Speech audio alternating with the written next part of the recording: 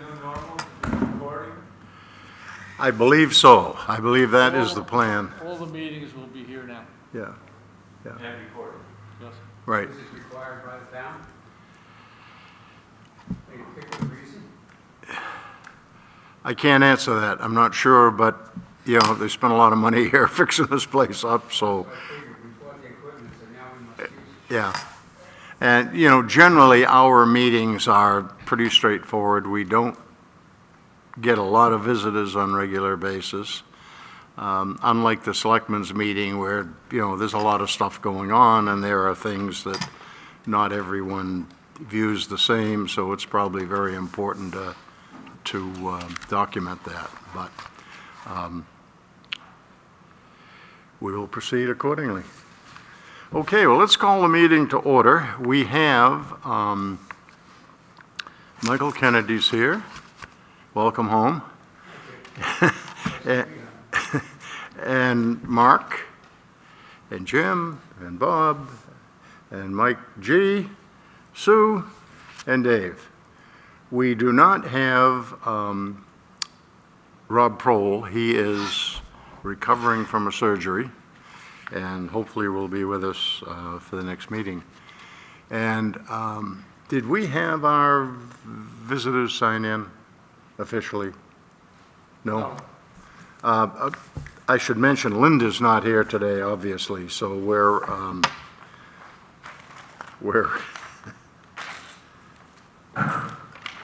okay. And we know Dawn. Just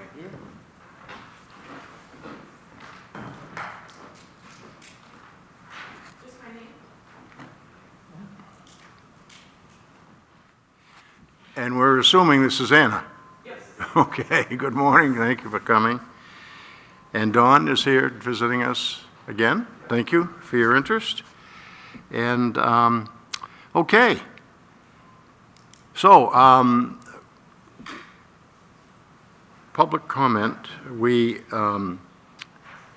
listed you, Dawn and Anna, as appointments, so we could talk with you first thing.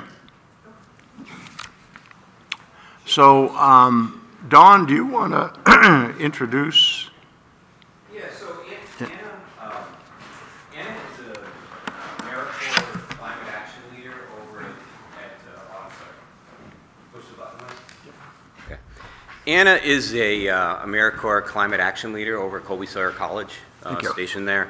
I don't know if you folks remember a couple of months ago, Anna came to one of our Conservation Commission meetings and was asking about if we had any ecosystems at risk.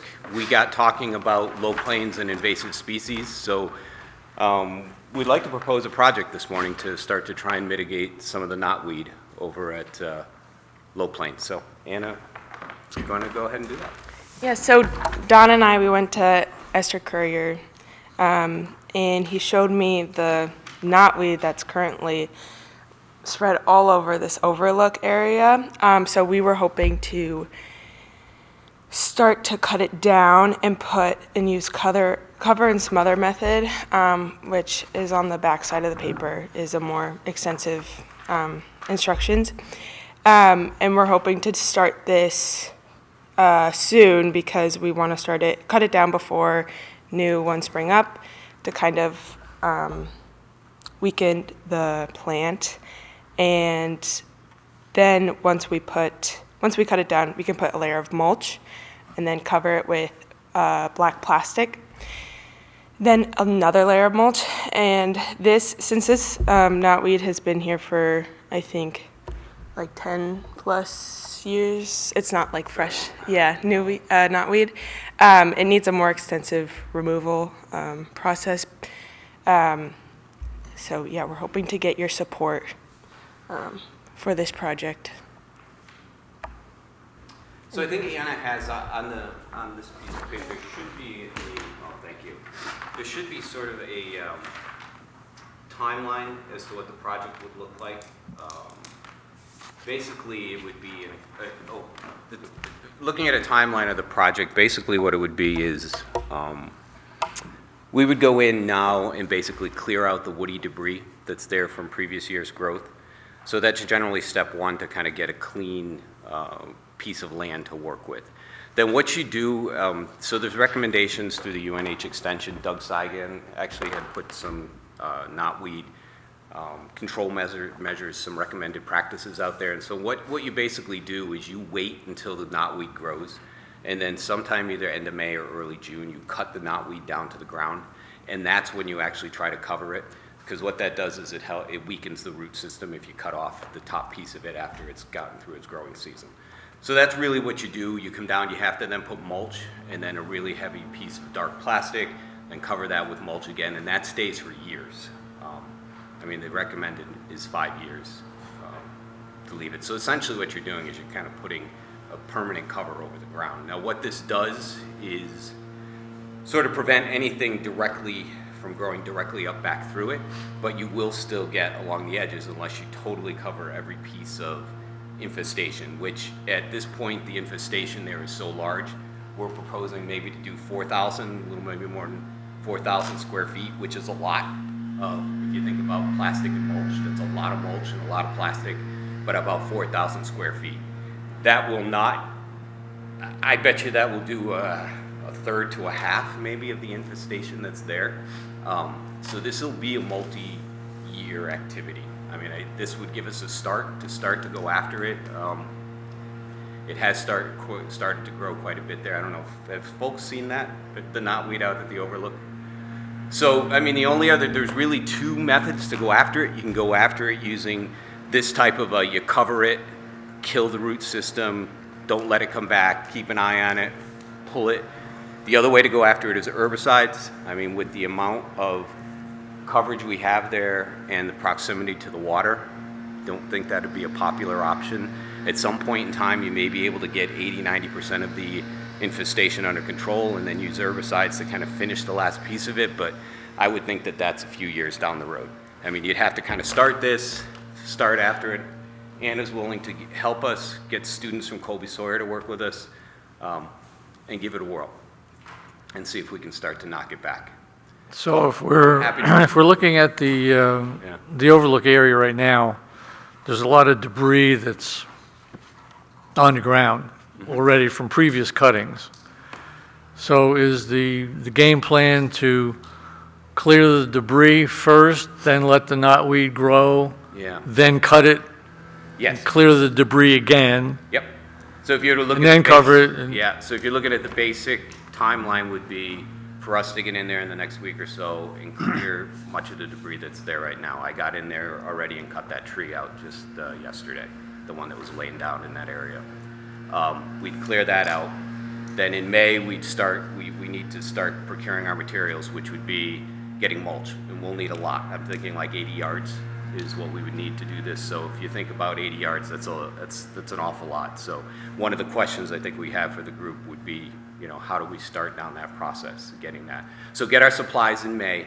It would be the mulch and the plastic, and then either the last week in May, early June. I know the Bog Walkway project is happening early June too, so want to be a little sensitive to that. But get in there, and then you cut the knotweed all the way to the ground.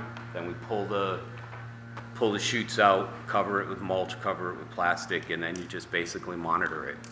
If it starts to come back up, pull it, before it gets strong shoots, and let's see how it goes. I know that it's going to be a battle, but so there's really a couple of key pieces of activity, Mike. It's the cutting stuff down now and getting the area as clear as possible. Then we basically wait. Once we get our materials, we wait, and then beginning of June, cut everything down again, and that's when you cover. So it'd be one major work day. what kind of material is needed for the plastic? I saw you had 7 mil plastic, but is it a special kind of material that's needed for that plastic layer? And where? It's heavy-duty plastic. There's special. Could you come a little closer to the mic? We've got competition outside. Okay, yeah. It's a heavy-duty plastic. I think the specific one that Don looked at, how much per yard, do you remember? It was expensive. I mean, it was, I think, $300 for a 2,000 square foot roll of 10 mil farm poly, for for landscaping, you know, to stop weeds and plants growing through it. So it's basically, in Doug Signage, it's the thickest, heaviest duty plastic you can get because it has to be there for 5, 10 years. 5 years anyhow, minimum. Yeah, but it's the kind of landscape plastic that the water goes through. It's the permeable stuff, because it's such a big area, it's going to be really dry if it doesn't go through. One of the areas that we can look at that, because one of the things that I would be concerned about would be with covering that much area of water runoff, and how do we channel it so that the water can get somewhere. Otherwise, what happens, you put the mulch there, and then before you know it, it's just all washed into the pond. So we might, if we can get the permeable stuff, that may be the way to go. That might even get more expensive, though. It would. And we're going to do the back end. In other words, we're going to do the back end, which is the piece that's the half that's away from the water, correct? In other words, the bench that we have there now, you have a sight line to go to the water.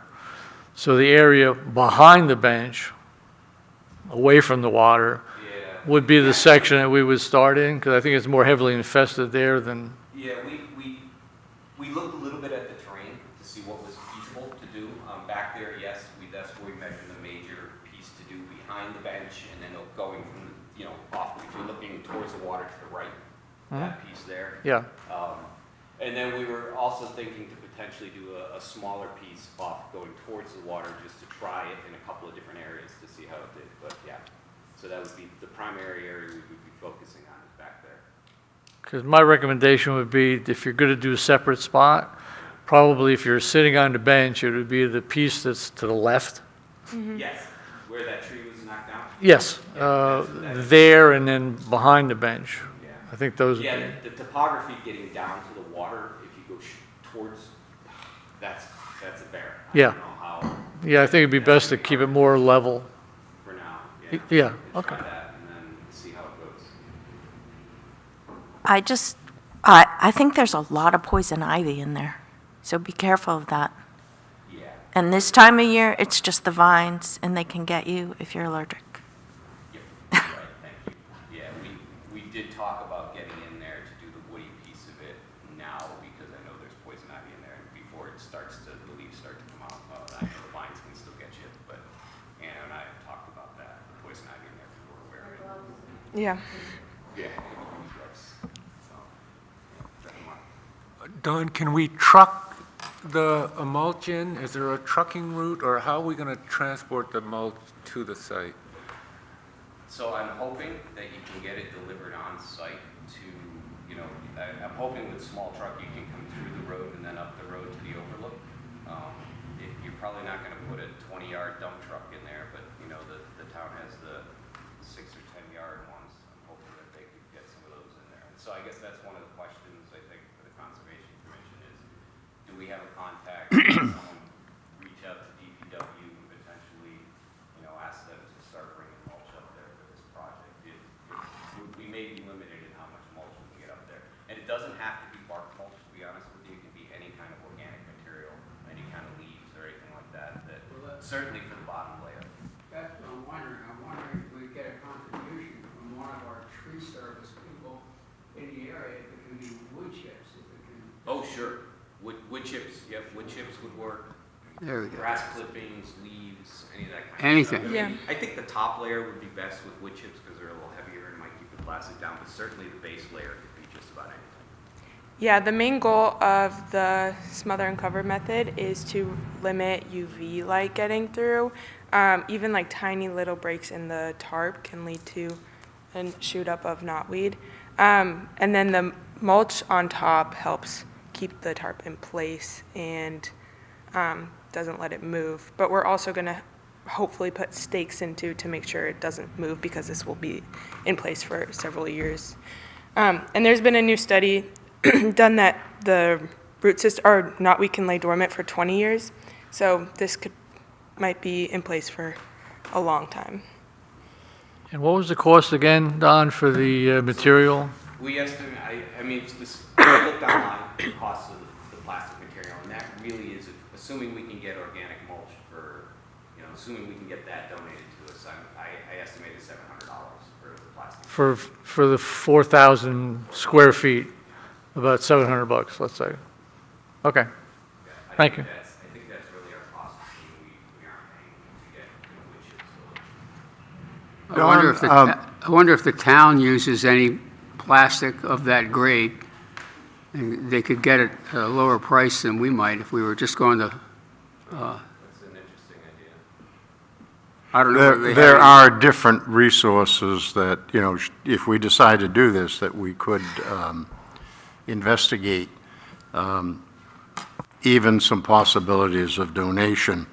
I just wanted to take, first of all, I think this is a very worthy project, and for those who haven't been around here for many, many years, the topic of invasives has been on our wish list, I mean, every year for a long, long time.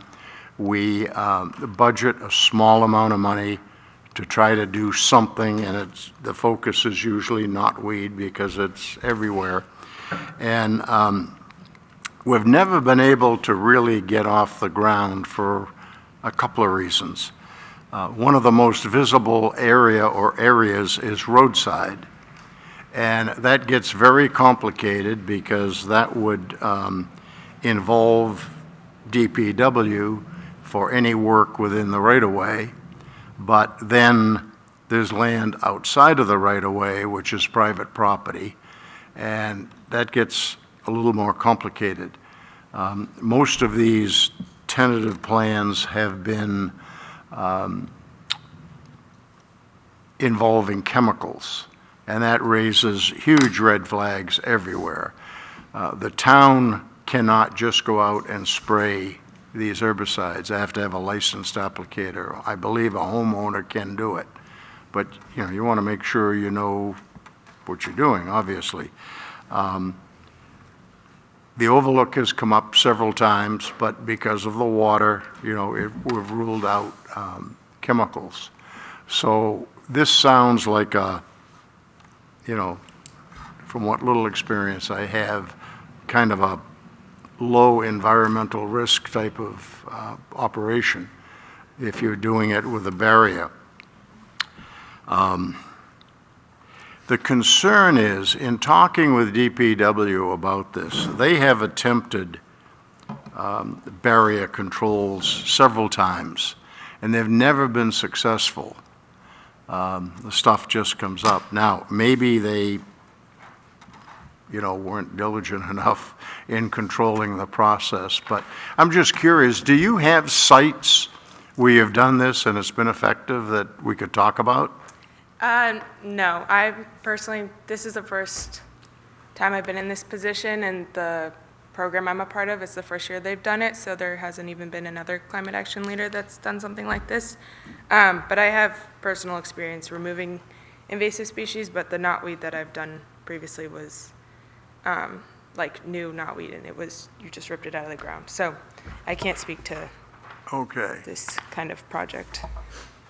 Well, I think there is interest in the town. We had Doug Sigan in this room 3 or 4 years ago on a beastly hot night, and we still had 75 people here from the town. So I think that, I wonder if we could use this as some sort of a learning experience also from townspeople if we publicize it properly. They could go in there and look at the area and what we're doing, and maybe a before and during. Mike, I have a question for you.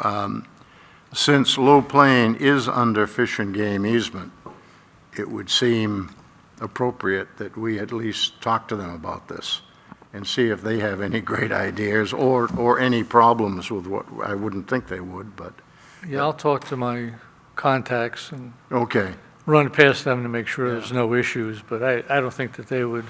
No, I have any wouldn't think so, objection but to it'd be it. nice to let them know what's Absolutely. going on. I'll do that. And if they have any contacts for getting, the barrier material. Sure. I did talk with DPW. I thought they had a great deal of mulch, or it's not really bark, it's wood chips, but They don't have 80 yards. What they have quite a bit of, and maybe not 80 yards, is the compost, which is what they make up at the stump dump, which is a combination of leaves, grass, a whole bunch of other things, and they let it decay for 2 or 3 years. They turn it over, and it actually works into be some half-decent soil. You know, it's very coarse, but we have used it for some of our seedlings, and it seems to have a lot of nutrients in it. However, maybe something like that is not what we want to put on knotweed, anything that would encourage growth. Yeah. So we would have to look into that, and I don't know whether the tree service companies would want to donate. When the power plant was not in operation, they had some difficulties getting rid of the chips. But if they have a decent sized load, they will take it to the power plant and sell it. And I'm not sure they get an awful lot of money for that, but there may be some competition there. But then there's other times where somebody needs to get rid of it quick now to go to the next job, and they're just looking for a place to dump it. So we'd have to, maybe we can talk to DPW again. They do a lot for us, and sometimes we have to remind ourselves their primary responsibility is not working for the Conservation Commission. You know, they have a lot of other stuff to do, and this is a busy time with cleanup and so forth. But let's talk to them and see what we could work out. Maybe we could even, again, for groundskeeping people, tree service, this is a busy time, spring. If it were a slower time, you know, maybe somebody would even donate a couple of loads of mulch, but. Does anyone have any tree service people contacts that they know that can reach out to them? I don't know. For who now? Or both, any of the, you talk about tree service people. Oh, well, there's a lot of them. We had one do some work for us in the bog who was very, very good. We had some others we contacted that never returned our calls. Okay. You know, I guess people are busy, but yeah. My club had a tree service that we used last year, and I can reach out to them and find out.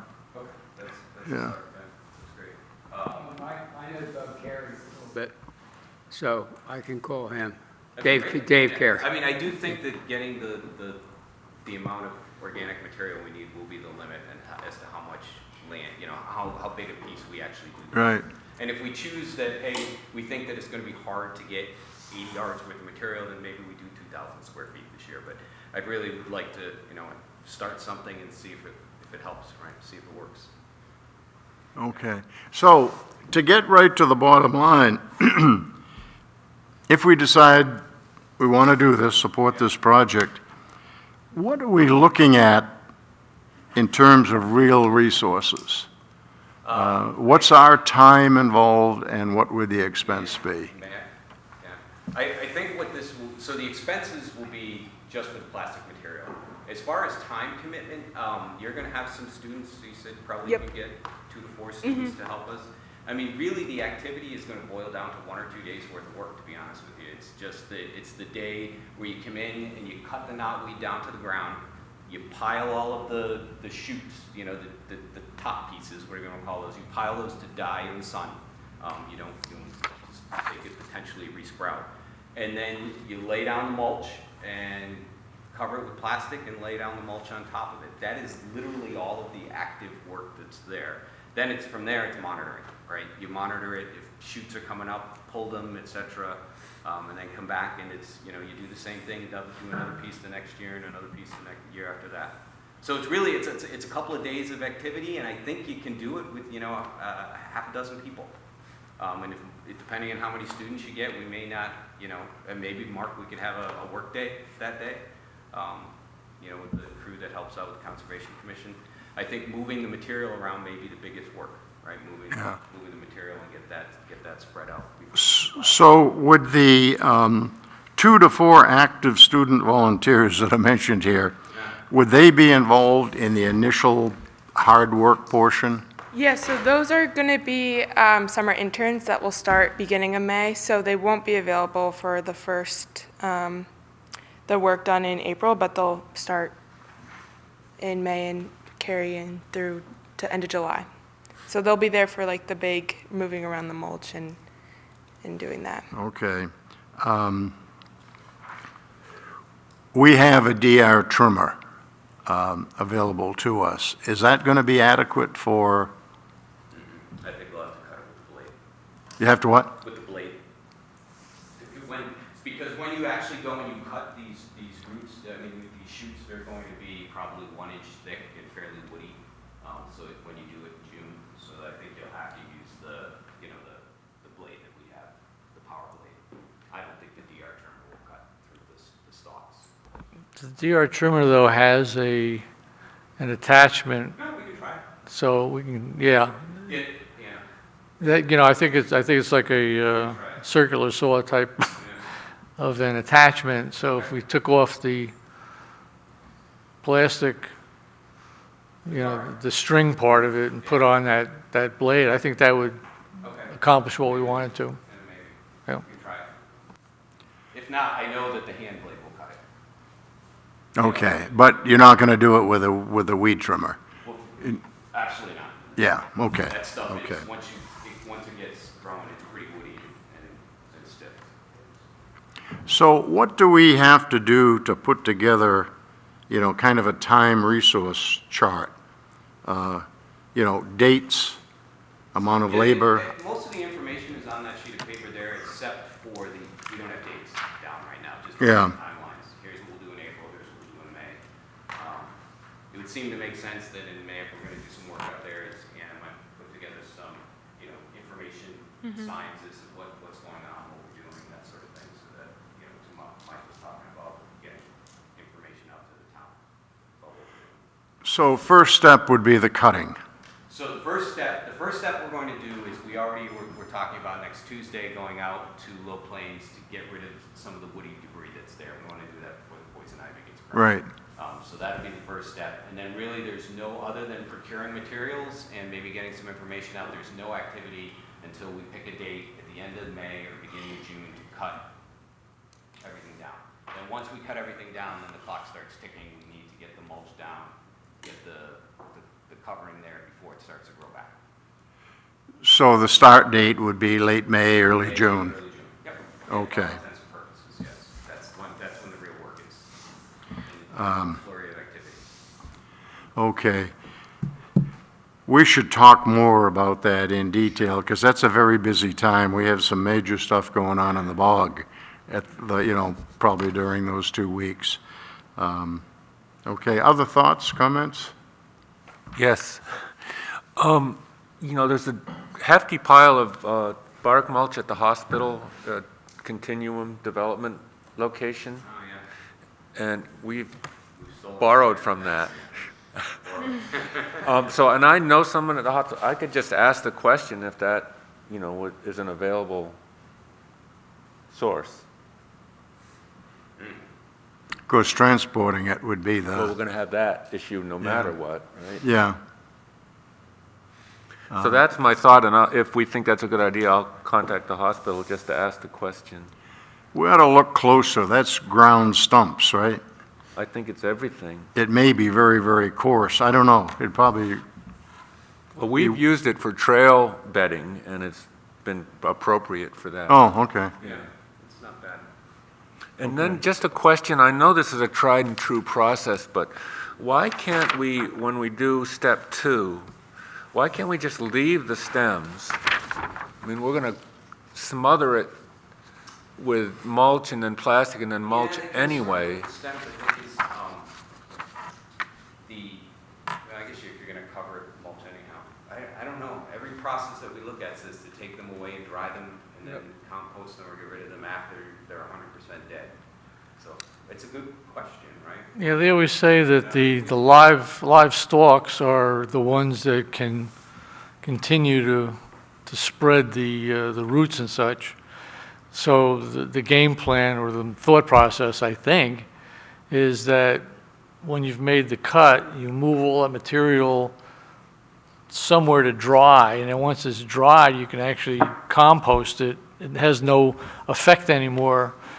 But I guess the thought is, well, you don't want to keep feeding the root system with something that's live. So even if you covered it up, if you buried the live shoots, then you're burying the stuff that can grow, and you don't want to do that. So I think that's the, does that sound right? You're, I'm also thinking about it, Mark, from the practical standpoint, that if you lay all of that, because that's, I mean, those things are 8, 10 feet tall. If you lay all of that material on the ground in order to cover all of that woody stuff that could pierce the plastic, you need a lot more mulch, right?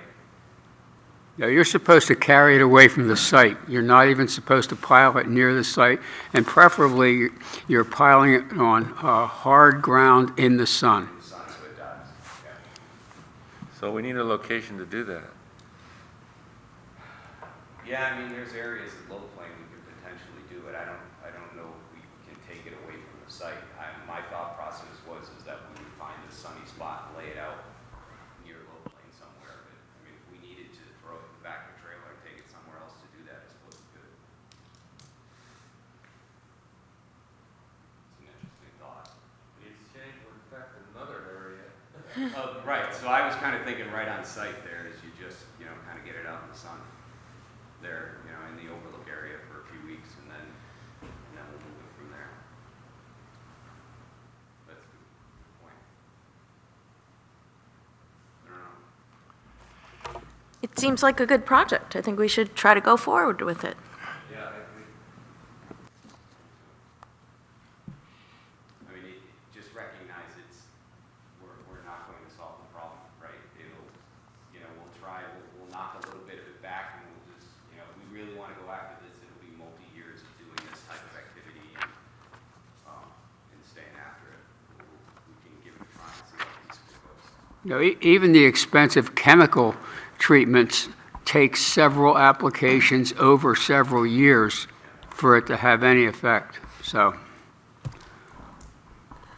So what, I guess at this point in time, do we have to go ahead to kind of keep planning and moving forward with the project? I'll make a motion that we move forward with this project. Second. Could I ask one more question? Sure. So we're going to put this plastic tarp down that could be there for years, and if we're ever done with the project, we're going to have introduced a lot of microplastics onto that site. I mean, will the tarp be retrievable, do we think, in 10 years, or? That's the goal, yeah, to be able to remove the tarp. But that's talking about like maybe even in 20 years. So Do we know that the plastic stands up to, I can,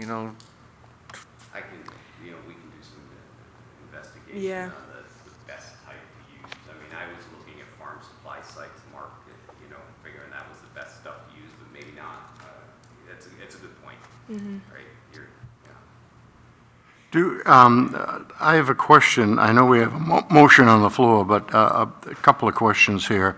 How involved will UNH Extension Service be in this? I think they just are serving as our guide as to how to go about this. Are you powered on there? Yeah, right? No, not at all. Yeah. Not at all. All we did was we basically used, they have a very extensive website. Yeah. A very extensive website that has a ton of information about projects that they've done and testimonials and that sort of thing. So that's all we can use them for at this point. Yeah. I don't know if you think they would provide some help. Should we reach out to them and let them know what we're doing? Okay. At this point, we weren't planning on doing anything with UNH Extension other than using their information. Okay. My concern is it doesn't appear that we have a lot of case history here of success. And I guess I'd like to learn more about that. Yeah, no, the information from UNH Extension says that this method works, but it takes time, and it says that you need to keep after it. Okay, more specifically, I would ask, where has it worked? You know, is it someplace we could look? I mean, I support the project, and I know there's a motion, but I think we should go ahead with the investigation of this project rather than just say, you know, we're going to, because we are committing money and resources. And, you know, we have the responsibility of making sure that, you know, this is going to be beneficial. So, any other comments? Well, just a comment to your comment, there is a location in Wilmot where they've done this and they're 5 years in or so. And it's exactly what we've said, that it takes, you know, routine maintenance. And also, I'll just say, it's not very attractive looking. Maybe it's better looking than knotweed, but, you know, it's not. Did they cover it with mulch, Mark? Yes, tarp and mulch. How big is the area? It's pretty big. I mean, you know, half an acre maybe. Yeah, there's a video on UNH's website, and it has a guy like going through the years of him doing this process in his backyard, and it took years for him to make sure that the knotweed was completely out. He did the cover and smother method, and then whenever shoots popped up, he removed the mulch and took out the knotweed, and then patched the tarp, and then put the mulch back. So he was able to successfully do it, but that was his backyard, and it was pretty flat. So for this project, I don't think it'd be a miracle if we were able to make sure that no knotweed pops up ever. But I think the goal is just to make sure to start this so it doesn't, I don't know, it's not still this big in 5-10 years. Well, it sounds like that might be an area we'd like to visit and talk to the people that have done that project. And our former trail worker, Ken Kessler, is involved with that. Oh, okay. Yeah. Good, good. Yeah. Okay, your motion, Mike. Do you want to just repeat your, Well, I make a motion that we proceed with this project. I think it's something that obviously we don't have any, you know, previous experience in doing, not weed control, but we know that the town is being gradually overtaken with a lot of these plants. It's spreading quite a bit. And I think it would be a good test to see how that particular style of control would work. And there are obviously some places that have had success with this because I don't think they would publish write-ups on how to do it if it wasn't effective. I mean, that's my take on it. So I think that based on the timing that we should move ahead with it, and I think it's a fairly small investment in time and money to make this happen. So my motion is that we proceed with the project, do it at the overlook area of the low plain, and see how things work out. And I think Dave had second. okay. The only question I have on that is funding. You know, which I guess we don't really know what's going to, you know, so maybe that part of it comes at the next meeting after we do some research. Okay. You know, it doesn't sound like it's going to be huge, but keep in mind the, Well, then part of the motion would be with the contingent that we're able to get the materials needed, with the exception of the plastic, which I think we'll have to buy the plastic. But right. as long as we can get the mulch/wood chip at no cost to the Conservation Commission, we'll proceed. Does that sound reasonable? Okay, good. And are you the project leader for this, and are you around for the long haul, so to speak? Yeah, so I'm an AmeriCorps member, and my term ends end of July, so I can't commit to being here past July because I don't know what I'll be doing, but yeah, I'll be leading this until then. Okay, any other questions, comments before we call for a vote? I'm just wondering, since in a lot of areas, DPWs are involved in invasive species problems, could this be a project with the Conservation Commission and DPW, the two of us working together over time? That's always possible, but keep in mind there are some significant changes taking place within DPW. And, I think that's public information, but, so I'm not sure they could make a commitment to us right now. But ideally, that would be great, and I'm sure if it's trucking, something like that, we know they don't have the ground cover material. Right. But they might be able to help with the But trucking yeah, it part. just sounds like a project that kind of in conjunction with project. Yeah, yeah. I mean, they've always been very, very supportive of our projects before, and I'd like to think that would continue, but, we're going to have some new people involved, and, we'll have to see how that works out. Okay, we ready to I take? guess we're ready for a vote, so all those in favor of moving ahead with the project, say aye, raise your hand. All right, Opposed? No one's opposed? Unanimous? okay. Thank you. Thanks. All right, thank you.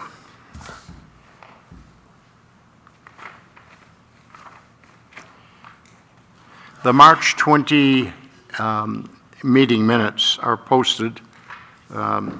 Mike and I both had a few changes that we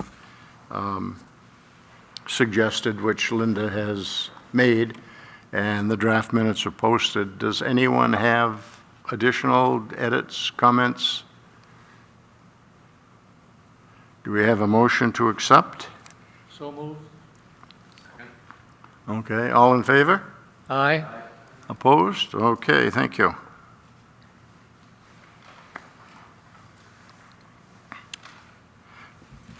Mark, would you like to talk about the technical assistance grant program? Yes, I would, although my partner, John Walsh, was supposed to be here, and if we just pushed it down the agenda a little further in case Okay. he shows up. Okay, let's move on and we'll come back to that. Project, the Bog Walkway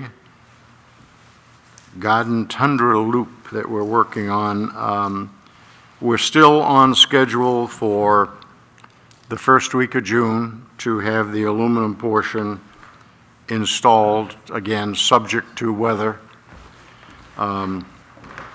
Thank you, Anna. So that looks good. Dawn is getting ready to think about working on some of the wood stuff? Already thinking. Okay. I was out there, it's getting pretty dry out there. It's not as wet as last year. I bet you we can start in the next week or two. Okay. So there's a lot to go there. As far as wood, Wood, yeah. the whole Tundra Loop hasn't even been started. Yeah. Yeah, Okay. We can get started, I think I can probably start next week if Okay. if funding's available and. Yeah. And you have initial stockpile of lumber. We do. There's quite a bit out there. So that'll get you going at least for the start. Yes, I will need some 2x4s, but I can, that's easy enough. I can swing by and grab those if we have some still in. How many do you need? Oh, well, I guess a dozen would get me started. Okay, I think we have that, Mark, right? But we have barely a dozen, maybe. Okay, well, whatever we have, I can. Okay, I mean, if push comes to shove, I can rip 2x8s. Yeah. So that's no big deal, but. we have a few others in the shed too that came late on that last delivery. Those should be pretty dry. Okay, keep in mind when we order lumber again, we're gonna need like 3-4 weeks' notice because we're doing the purchase order a little different process now, so, it won't be like a week and it's there. So if you can just give us notice when you're getting low, and we have a small amount of 2x8s, Mark, on hand? Yeah, okay. So, 2x8, 12, Okay, so we have a little bit. okay. Yeah, there's quite a bit out there. It'll take Yeah, a while to okay, find those piles. good. Before I get started, though, I do have a question. There was a gentleman who's met me out there a couple of times. I believe his name is Alan Coop, maybe? Coop? Oh, yeah, He, yeah. he had some concerns when we started to do the boardwalk on the tundra side. There are some specific orchids that are, he said. Correct. And does anyone have his contact information? I'd like to, would you mind, Mike, forwarding it to me, or, introduce? Yeah, he's a neighbor of mine. Okay. I'd like to at least offer to him to go out and he can show me where he's concerned. We actually talked about that, I guess, last week of, I understand the general area and his concern about a specific plant species, but we ought to somehow try to identify that area. Yeah.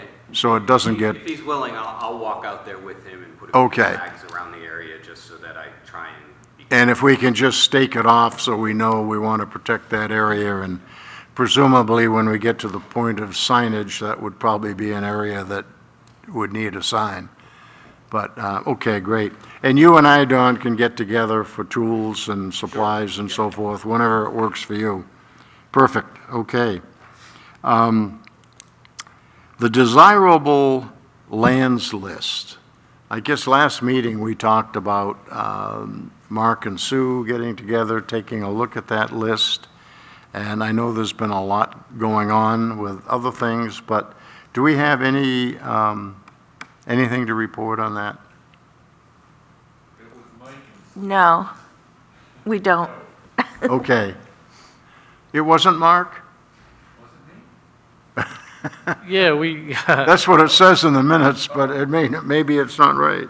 no, it was, well, the three of us, actually. Okay. But the idea was to, highlight or reorder the list based on criteria. And we had made recommendations as to the areas that we thought that would be most desirable, build in those factors and then rank all of the properties. So that was the, kind of where we left it, based on recommendations of what we should include. I know Sue had some things that she wanted, and I had some things, and I think Mark had added a couple of things. So that's kind of where it's at, that we had those recommendations, and we wanted to build those into the list so that all the items that would be of most importance, whether it be watershed or whatever, those lands would be at the top of the list. And then progressively, as you went down, less and less important, if you will, Right. properties would be listed. I don't think there's any thought in adding properties, at least not that I was aware of, right? No, I think that we have a list. We were just going to rank it. Yeah. So that's kind of where it is. So is that something we think we could I think we review in should the next probably month do or that, so? and maybe we'll send, why don't we, the three of us, will come up with our recommendations, again, like what we thought would be the key areas. But I think, Mark, your input is important because you know the properties better than anybody. So, as far as ranking. Thank you for reminding me. I volunteered for that. I think we need to remember, too, that this list is sensitive, and people would like to see it. I mean, we've even locked horns with selectmen who wanted this list, and our fear is that it could be offensive to some landowners to know that they were marked. Well, history has proven that some people were not happy with the fact that their land and we have never really made it public as such.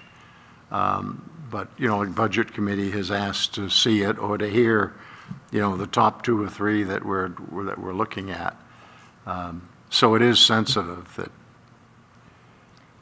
I think that because of its sensitivity, I mean, we've been asked by the Budget Committee and the Selectmen, do we have the list? And so I think it's important that, yes, we work on the list, that we have one, but I don't think that in any way we can make it public.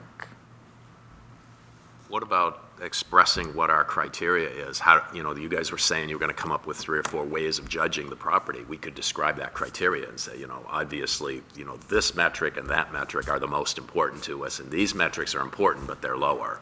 And any property in town that fits this would be a candidate to be on the list, but we're not sharing the list with you. Yeah, I think that's the way it should go.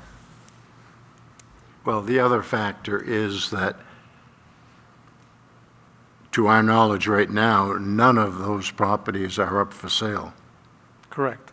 So, Yeah, none are available, that's right. yeah, okay. I don't mean to be naive, but, if the list gets out in the open and someone squawks, why can't we just delete them, okay, why can't we just delete them? What's the worst that can happen, I guess? Well, I guess the negative side of it would be that if a person's property came up as available and they knew they were on the list, then that could drive up the price. So I guess that's the worst, to me, that would be the worst case scenario, that somebody finds out that their property is on the list, turns out they're interested in selling, and now they decide, well, I have a buyer who's really interested in my property, so they jack up the price. So to me, that's probably the biggest negative. I don't think that there's any legal exposure to saying that you'd like to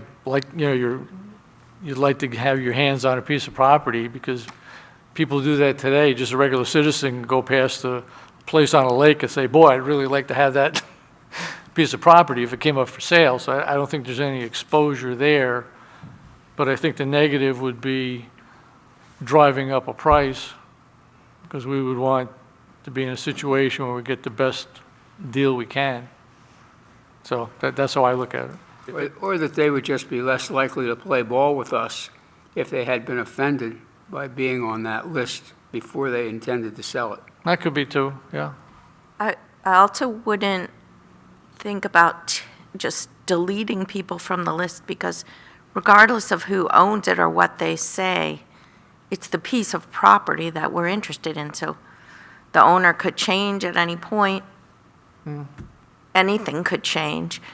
We still would want that property potentially. So I wouldn't start deleting, because then you lose the knowledge, the list.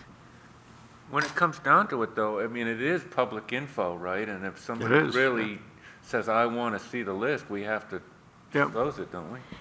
If that's the case, then I don't think we should make a list. I would support going back to what Jim said, which is, first of all, being very specific about the criteria. What are the conservation values, whether it's endangered species, wildlife habitat, connectivity, all these sorts of issues go into. And then there are certain properties that meet those criteria, but let's start right up front with the list of criteria, and then the properties kind of fall out of that. And then you're saying, there are certain parcels of land which meet these criteria, and yes, that's why we're interested in them, but be very upfront with what those, I'd start there rather than with the land. I think that was a good idea, Jim. I agree, and I think we're pretty well down that path already. I mean, we already have criteria, and we need to look it over again, but, yeah. Okay? Sorry, one other thought. The NHACC is currently talking about this very subject, and I've been watching the back and forth. So, they're talking about, all right, how do we approach landowners? Once we've got our list and we want to actually see what the interest level might be, how do we do that? And the NHACC is talking about that very thing right now. So, Going back probably at least 15 years ago, every year a few letters would be sent out to the owners of those properties that were of interest to us. And the letter was pretty clear. We had several people read the draft, and I mean, it looked very straightforward. It basically said, you know, your property meets these needs. Should you ever want to consider protecting that land with a conservation easement, for instance, or if you ever wanted to sell the land, the Conservation Commission would very much like to speak with you. And, you know, a lot of those letters were ignored. A couple of people took exception to them, and one lady, I don't know how, but she thought her land might be taken away from her. And I don't know where that came from. But a couple others were concerned because if their land is that important, are their taxes going to go up? So, you know, which obviously wasn't the case, but at that time it was decided it might be best not to continue to send these letters. Better to, if someone knew these people, to just talk to them and explain to them why their property is valuable to conservation. So, I mean, we could look at that again. It would be interesting as we go down this list of properties to see if members here know any of the owners. And if nothing else, just, you know, have that very brief conversation. Okay. Next topic is the Shaker Street driveway or access to the field. And I met with DPW yesterday. We went down and took a real close look of where we had flagged out. We have removed the trees. It's basically now putting some rocks back on the wall where they came from, pulling a couple stumps, and it's more fill than anything. It was determined we don't need a culvert there. So hopefully this is something that can be done, you know, in the next few weeks. We don't need an official driveway as such. We just need a way to access the field without going through the neighbor's yard. So I think that's all very doable. There's no significant expense unless we determine there's a couple of ash trees, unfortunately, that are diseased. And it was felt that they should come out now. You know, they're not going to get better. They're only going to get worse.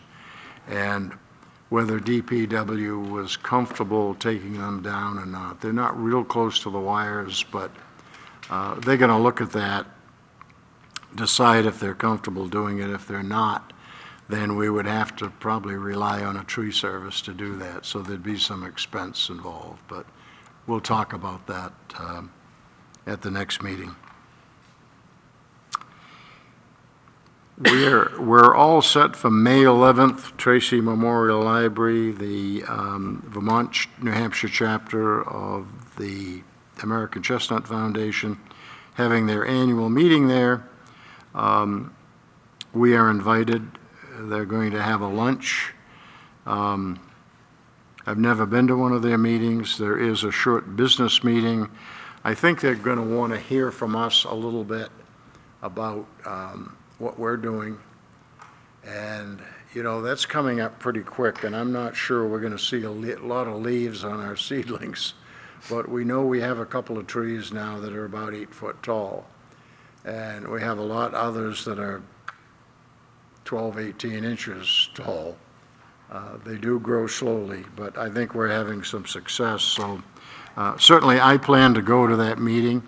At this point, does anyone else plan to go? Yeah. Okay, 1, 2, 3, 4, 5, okay, good.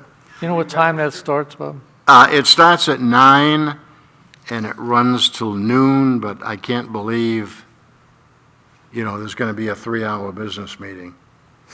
You know, depending on what we have to show, they may want to come and look at some of our sites. they really want to work with us and share some of the work that they're doing on the local crossbreeding that apparently is showing some good success. So we might be asked to, plant some seedlings, which if we decide to do is not that big a deal. They do have resources. They have things like ground cloth, stakes, wire cages, and labor. So I think it's going to be worth the day to attend that meeting. Once I get the official notice, I'll send it along to you, but we'll want to just tell them how many people we have for lunch and see if there's a formal registration process, but that would be great. Okay, and then Jim and David are working on Earth Day, April 22nd. Yep.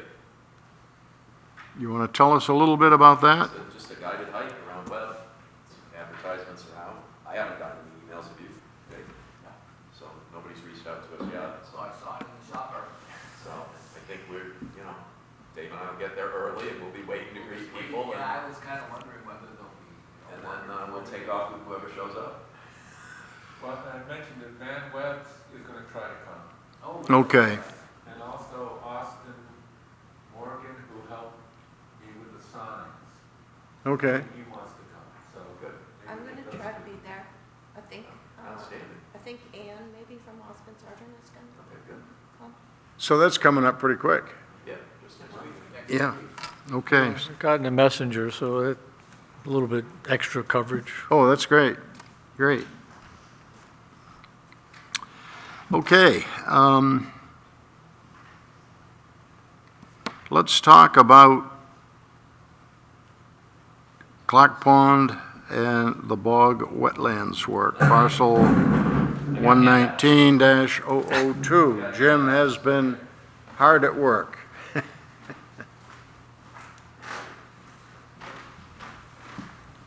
Thank you. Thank you.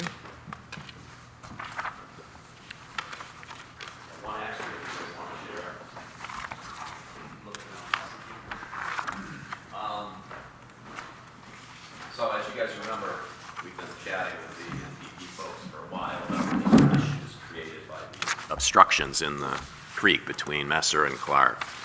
So about a month ago, we got started with our outside vendor, and they've had 3 sessions. So you can see in the table that the spreadsheet here, you kind of scan down at a bunch of different measurements that I've taken that measure the lake level using the 2 different meters that are in the lake.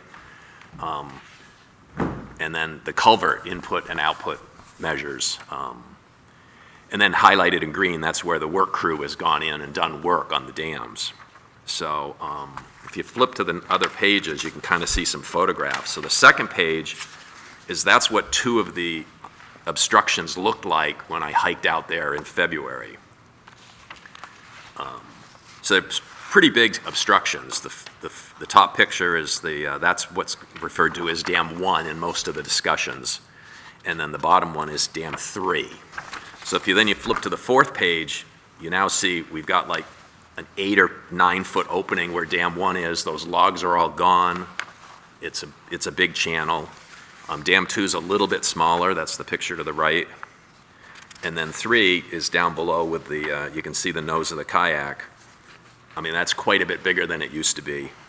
And then 4 is, that's the one closest to Clark. So you can see we've made tremendous progress. These vendors have done a lot of work in there, and it hasn't cost us a lot of money, which is great.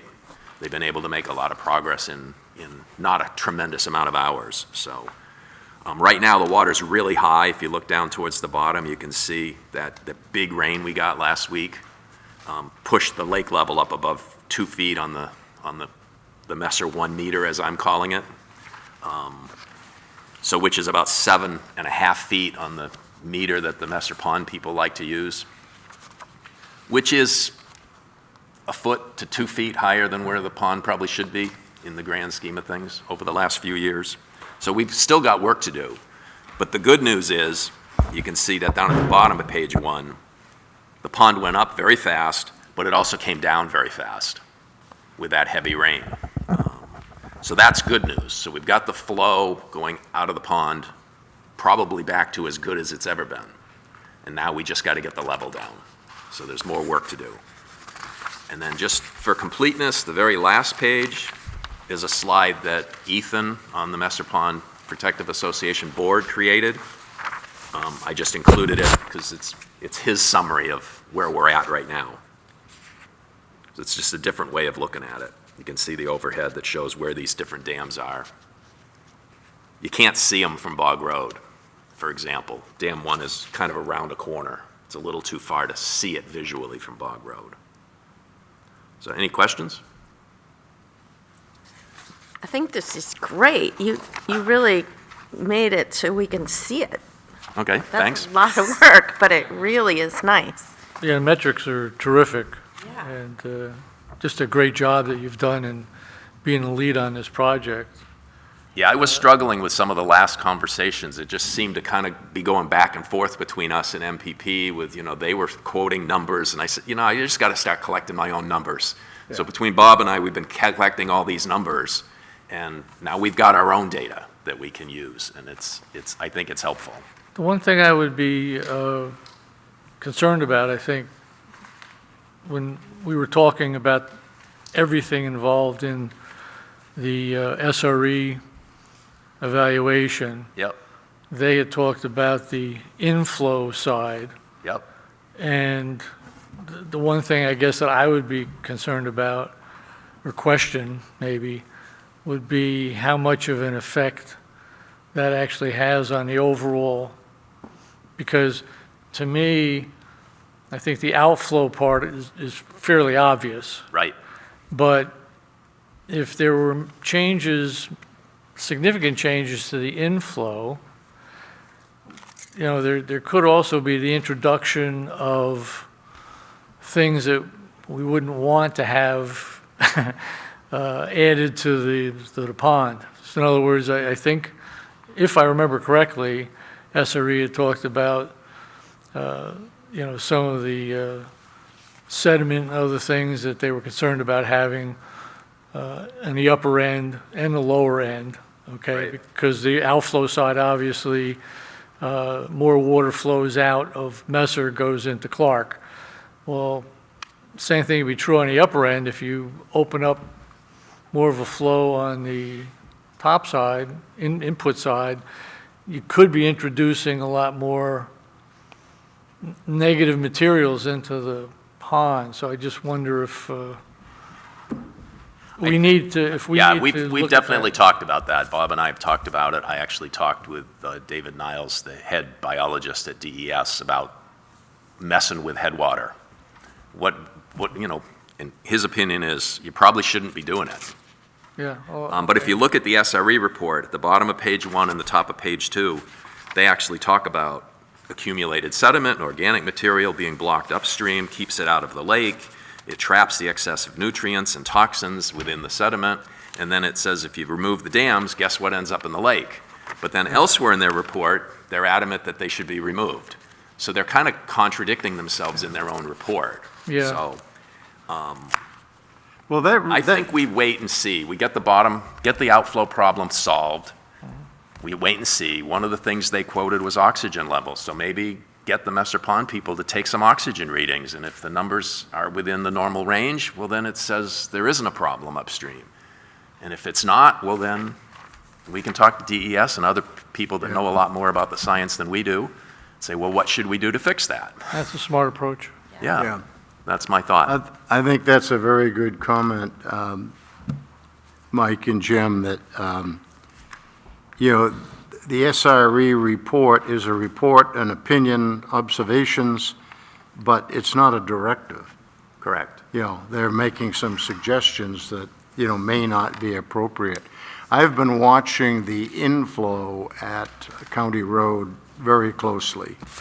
And in that marsh area on the north side of County Road is private land. So we have no control or say over what's done there. that goes up the hill to Burpee Hill. That's part of that watershed, and Right. I don't see a lot of water backed up there. In talking with DPW, they have no concerns about the land or water flow either on the north side or the south side. Their concerns, or the difficulty they've had, is stormwater management coming down the hill from Knights Hill, Burpee Hill intersection of County Road. And down around Fieldstone, there's a very large drainage ditch that has riprap in it, and it manages a lot of water, and that's actually washed out in a few cases with these big storms. So they're doing some work there, but what they're doing is well within the road right-of-way. So they don't appear to have any concerns, at least at this time, about anything that's going to be moved or managed in the marsh area from County Road into the main part of Messer Pond. Right. And to your point, Mike, there's an abandoned lodge there that's been there forever, and you don't see any beaver activity. And reading a little bit about that, apparently when they abandon a structure, a home like that, other critters move in. So there could be other things living in there. And, to remove something like that, it seems pretty pointless. Actually, and probably damaging. the DES rules actually don't allow you to remove Yeah. a lodge. You can remove a dam if you're the landowner or the landowner's agent, if the dam is causing flooding. Yeah, But if it's not causing flooding, then you need a permit to remove the dam. Right. right. And basically, you can't remove lodges because they're just afraid something's living in it. Yeah. The other thing we should keep in mind is that both that marsh, the Messer Pond Marsh, and the Clark Pond Marsh, are both under conservation easements held by Osborne Sargent. And, the initial intent was to keep those as natural areas and not go in there and do anything more than was absolutely necessary. So as far as the inlet side of Messer Pond, I think that's a good plan to let's wait and see, let's get the outflow fixed, and then observe what's going on in the other end. And it may very well be that, what blockage in there is pretty insignificant, and it could be And filtering it may a lot of actually be sediment. beneficial to the pond. Yeah. So All the that, phosphates and chlorides that come from the fertilizer and road salt, right, it's in the sediment in the ponds instead of ending up in Messer Pond. Right. And Messer Pond's readings are already too high if you look at their VLAP reports. And it has been for a decade, right? That's one of the things they've been working diligently on. right. So the last thing you want to do is introduce more when you potentially could not do that. Right. Yeah. Well, that's all good news on the progress that's been made, Jim. Appreciate your, So Your yeah, so efforts. between the coldness of the water and the height of the water, we might not have another trip in there before the next meeting, or we might. It just depends. The water's got to go down and it's got to get a little warmer because these guys they're in the water like up to their thighs or their waists working at this point. Yeah, it's got to be very cold. the last material taken out, they physically took it out with their hands. Yeah. So that means they're getting in the water Yeah. above their waders. And I talked to one of the people yesterday, and he said, it's surprising. He said he actually enjoys doing this.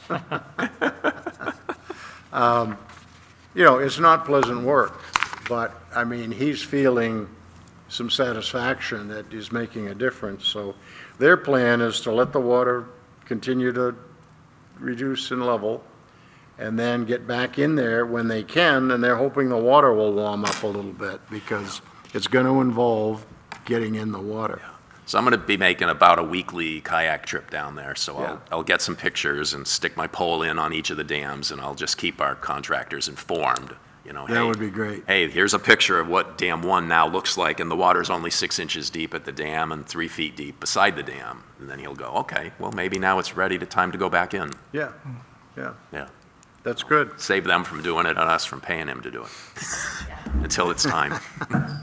Super. Okay on that? Yep. All right. Lion Brook Bridge, we have the PO written, just waiting for approval from the Selectman's office. Talked to Mark about a delivery time. They can actually make this bridge fairly soon. One of the concerns is if we're going to cross any of the outing club property, we want to make sure that our footprints are not visible or tire tracks. So we need to wait for the ground to dry up a bit. And there's also some pre-installation work to be done, Mark? Yes. Okay, so it may be more like June, and which is, I guess, is fine. It's not a panic, but it will be nice to do that. It'll be a one-piece aluminum bridge that hopefully a group of people can carry right in there and put it in place.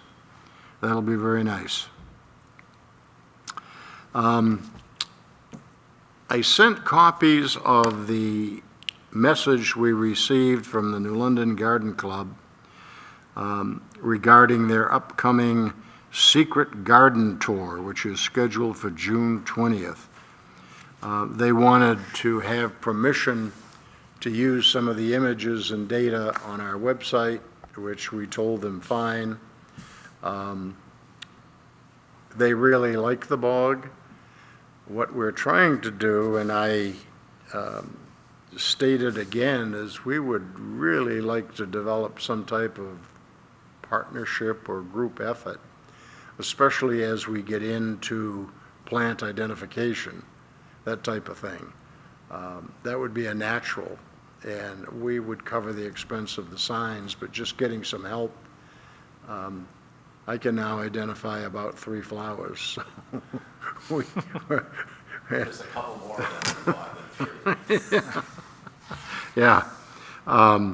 So let's see what happens there, but they're very excited. They're very impressed with the walkway work that's been done. They have new presidents now. I don't know whether they call them president or chair, but they have 2 people, so they're co-chairs. And they're both neighbors, and they both live on Messer Pond. So we know them, and hopefully that will help. But I think that's a great resource. They do a lot of great work, and I'm sure they don't want to commit to a huge project, but hopefully they can help us. Okay, our next meeting is on... Okay, I was going to get to other business. We still haven't heard about technical assistance. What do you think, Mark? Can you give us a quick? Yeah, I think we should do it. I think we should just come here. So John Walsh, I don't know if you know. John Walsh, but I've worked with him on the Knights Hill Committee. He's a retired smart man, botanist, and environmentally active. And he went to all 4 or 3 of the 4 of these Taking Action for Wildlife seminars. I don't know if you're familiar with them, but he went to all 4, and one of the outcomes was this option for a community technical assistance grant. And John got a hold of me and said, geez, this might be something that the Conservation Commission, should take advantage of. And to apply for the grant, we need at least 2 Conservation Commission members to support it and sign on for it. So I'm hoping at least one of you would be willing to join me in support of applying for a technical assistance grant. It would not be any funding, it would just be technical assistance from the UNH Cooperative Extension Service folks.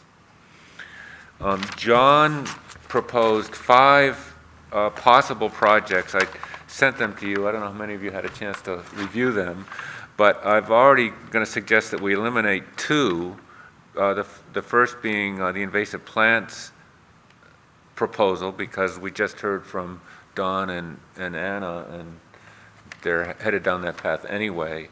And then the other one to remove would be the sort of master plan for town conservation properties. I talked to Bob, and we feel like we're already doing that, or substantially doing that.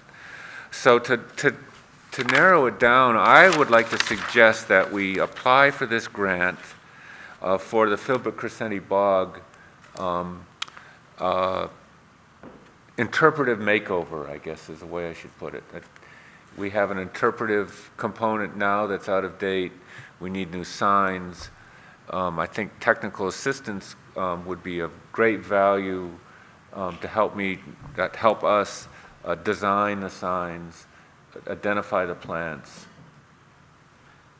Yeah, I think that's a great project, because now that all those improvements have been made to the walkway, and you have so many more people, I'm sure they're going to be enjoying it.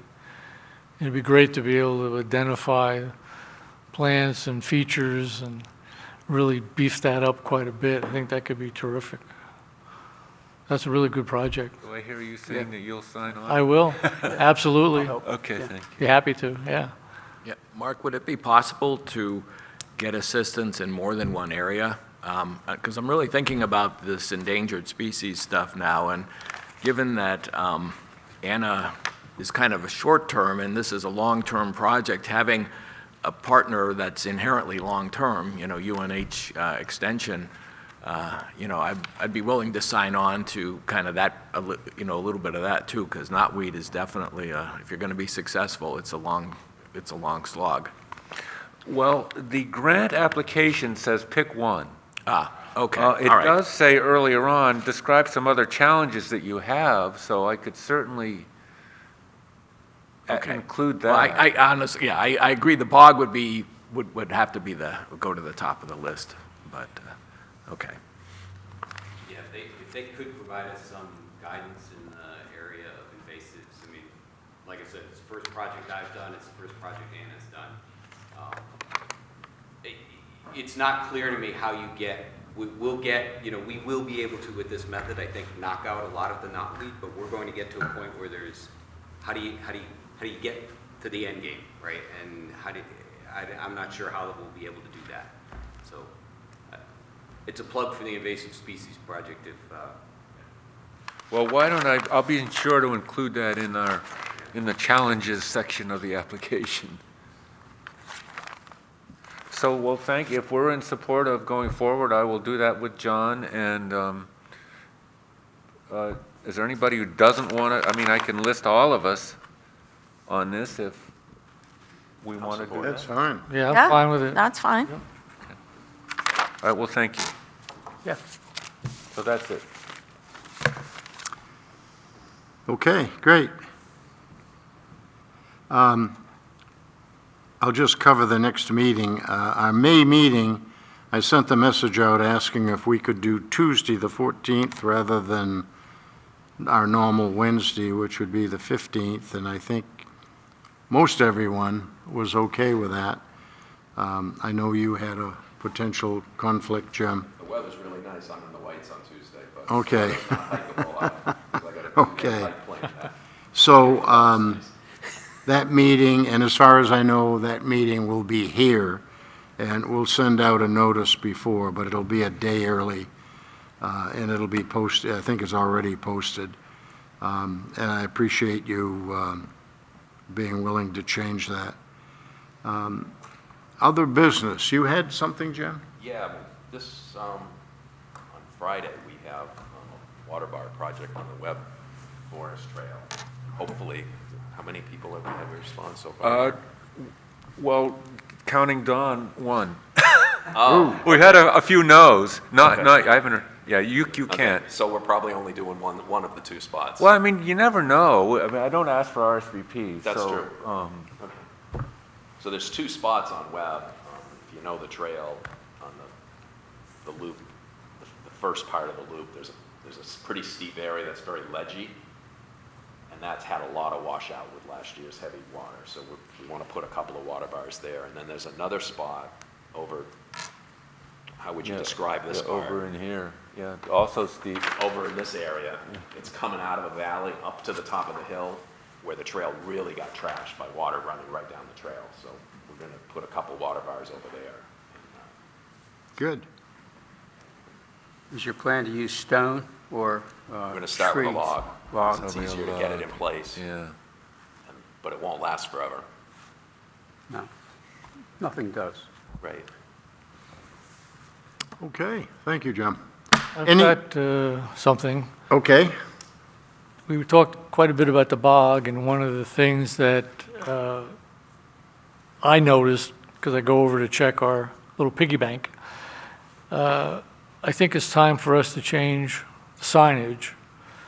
So what I'd like to do is I'd like to take out the billboard that we have for our funding, because I think now that we've completed Phase 3, it's not quite appropriate to have that there anymore, and rather convert that into a thank you sign for all the people that have donated. And then also change the sign on the kiosk so that it's just asking for donations in general rather than funding the specific project.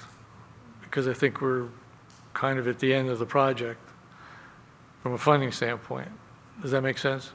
so we hope we are. We have the funding for the aluminum, we've ordered it, we have the money, and we have an amount of money to cover the wood portion and the labor.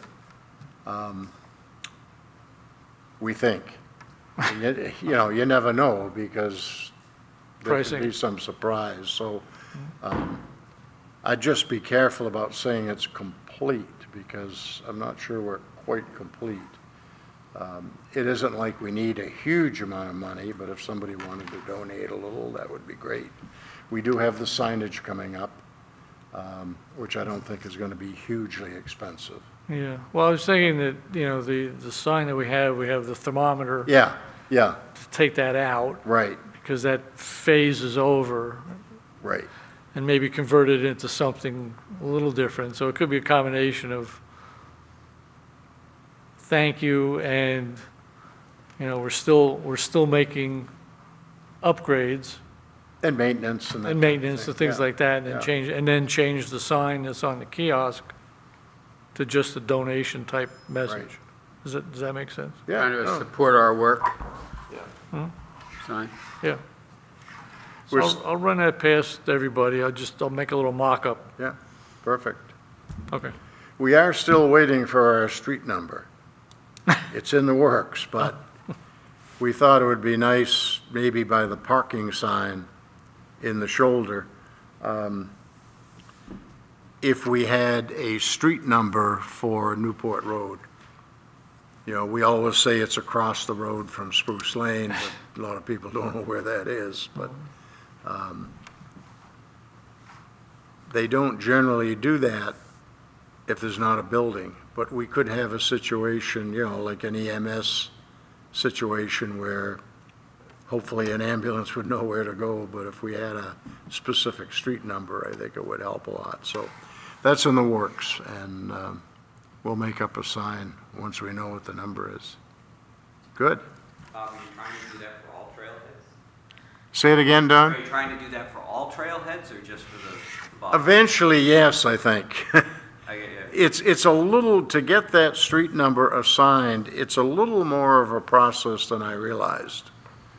And we wanted to also do Shaker, where the new driveway is, so people, you know, would know and wouldn't go in the wrong driveway. But, you know, it probably wouldn't hurt to have a street and number at pretty much all the trailhead parking areas. I think especially at the foot of Pleasant Street. Yeah. There are always a half dozen cars parked. And once you leave there, though, you really don't know where people are going, because they can go in a lot of, Right, right, that would be an asphalt, I think. yeah. Okay. Any other? Yes. Quick comment, I was in the bog yesterday, and there is a spruce tree that's from the snow, it's just leaning right over on the spruce loop on the right side as you go out. And secondly, as I was approaching the bog, this woman got out of the car with her dog, and I said, oh, here we go, I'm gonna have to confront her to tell. But she got down to the bottom, apparently read the sign, walked right back out, so that's effective. I got the tree yesterday afternoon. You did, okay, good, you're all over it.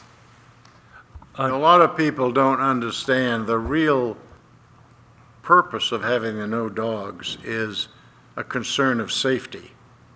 You know, that's not an area where a dog wants to be running in a bog. And once people know that, they're okay with it. Maybe the walkway now makes it seem like, you know, a little less of an issue, but it's only a 3-foot walkway, and you don't have really room for a dog running around, so. No, easy enough for a dog to jump off that walkway Yeah. and get into trouble. And disappear. Disappear, yeah. Right, yeah. Is the tree that's been, Took care of it. oh, he did? Yesterday afternoon, I took after a I walk was there. After I was there. How big a tree? Small one, I mean, it was like Oh, like that, okay. but it leaned over pretty well. Okay. You say? Did you have to take it out? Because it didn't seem to come out of the ground, it just leaned over from Yeah, it's just, snow. yeah, cut it at the base, it was not a big deal. Oh, good. Well, thank you, Don. Sure. All I right, just- anything else? Yeah, I wanted to add, Mike, regarding signs at the bog. I inherited quite several fat files from Ruth White. I don't know if you recall, she used to post like seasonal flowers that are blooming, or that's not something I'm going to be keeping up with. And I didn't know whether you or somebody else might want to be the bog, the new, fill that role that Ruth used to, where she would go in there, I think, pretty often and, you know, put sort of current. If I can figure out what, what time frame is correct, I'll try to do that, sure. So next meeting, I'll bring them in Yeah. for you. Yeah, that'd be fine. Thank you. Might as well use the bulletin board, we have it, Yeah. put it to good use. A bunch of them are already laminated and sort of ready to go, and, Mhm. yeah. Yeah.